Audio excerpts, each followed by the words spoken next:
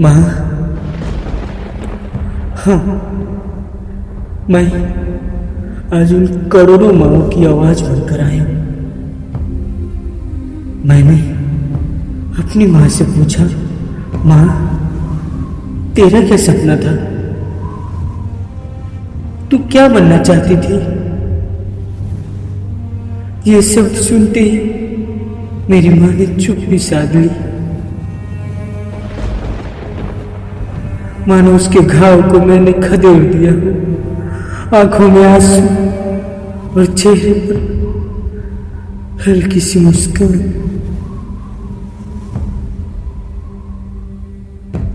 और उसने कहा, कुछ नहीं बनना था मुझे, मैं बस अपनी माँ को देखता रहा। उसके चेहरे पर खामोशी सी छाई थी, मानो वो अपने टूटे हुए सपनों में गुम सी हो गई।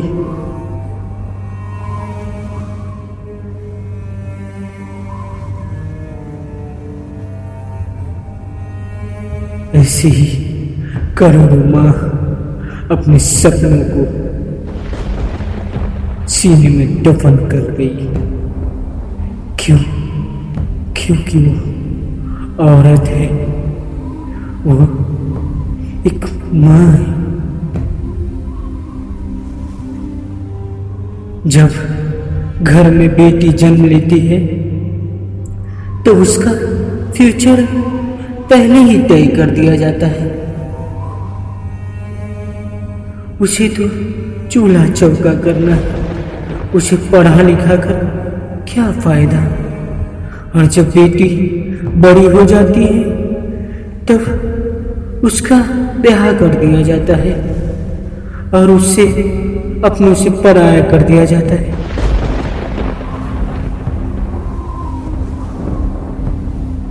ससुराल जाती है तो उसे वहां के तौर तरीके सीखने पड़ते हैं। ससुराल वाले नाराज न हो जाए, उसे उस बात का ख्याल रखना पड़ता है। उसे अपने घर में बिताए हुए हर एक पल याद आते हैं, पर वो उसे दिल में दबाए रखती है।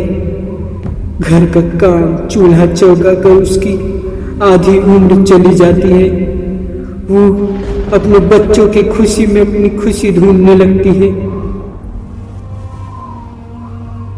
वह अपने बच्चों से यही कहती, तू कुछ बन जाएगा तो मैं भी बन जाऊंगी।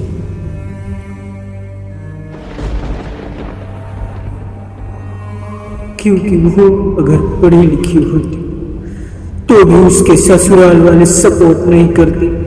वह कहेंगे, अगर तू काम करेगी तो घर का काम कौन करेगा, बच्चों का कौन देखभाल करेगा।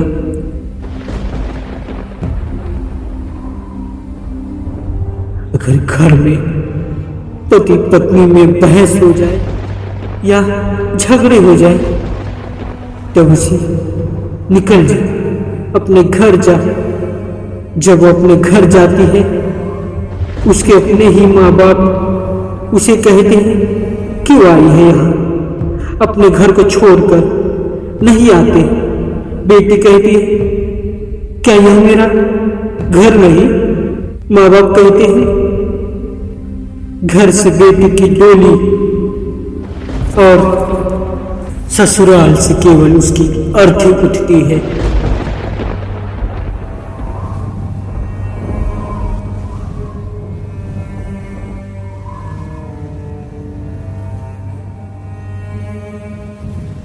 एक माँ पूछती है, क्या हमारा घर है?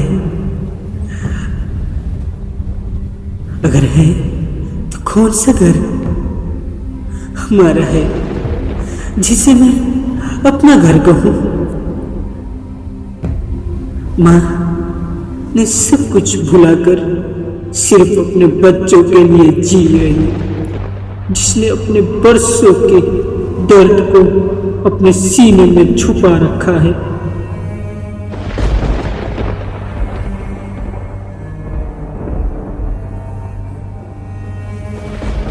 जो किसी से नहीं कहती, क्योंकि जो सारे संसार का जहर पी जाए वही तो मां कहलाए, वही तो मां कहलाए।